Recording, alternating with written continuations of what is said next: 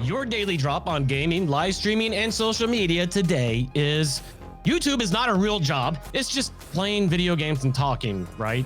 Traditional knowledge will tell you that you should go get a real job and that you should work a 9 to 5 and that you should do something that's more solid. But as we're seeing right now with coronavirus, the real jobs out there aren't that solid and you could lose your job at any moment. Tens of millions of people just went unemployed who have real jobs. Many of them have migrated and are trying to figure out all of a sudden how to be an online creator, how to do video conferencing, how to build an online business. And they're trying now to survive, to learn the skills that all of you guys know as YouTubers already. And so their real job went away.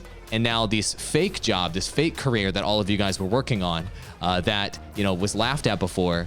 Now all of these are the most valuable skills. And so I think this is a really interesting moment in history with people taking YouTubing, live streaming, being a social media influencer, and building online businesses more seriously because tens of millions of people have had to do it just to survive. How much time actually goes into being a content creator or a live streamer so people can actually see that, this isn't just going and playing video games. This isn't just turning on a mic and talking to people and saying hi.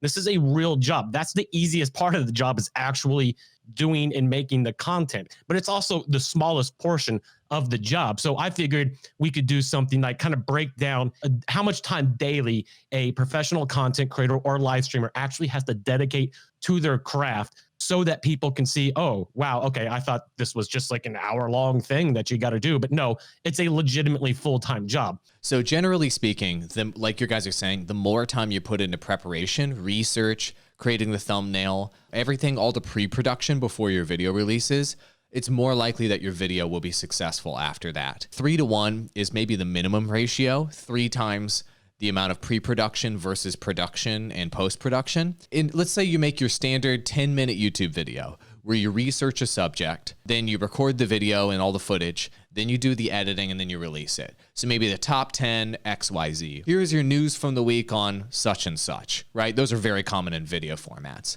To make one video like that, it's a minimum of about 4 to 5 hours to make a video like that. And depending on how in-depth that video is, you could go up to 7 or 8 hours. You're probably looking at least 2 hours of research. You're probably looking at least an hour or two of script writing or jotting down your notes and your thoughts. You're looking at least an hour of thumbnail creation and metadata, about an hour to record all the content, maybe 2 hours to record itself, and then 1 final hour to do the final release of the video, checking your video description, doing all the cards, etc. So you're looking at like an entire day to do one good edited 10-minute news-ish, top 10-ish kind of video as a standard. You have to produce content almost everywhere, and you have to produce content and engage everywhere regularly. That's the expectation. It's actually a more demanding job than most other jobs, I would say, because I can't think of many of the jobs outside of being maybe like a Hollywood star or something like that, where it's demanding from you of your personal life in that capacity all of the time. Everybody wants to connect with you. They want to talk to you on Twitter. They want to be able to talk to you on Instagram. They expect you to reply back. You have to respond to your DMs. You have to respond to your messages on Facebook. You have to be responsive to email. We're not even putting email in there too. And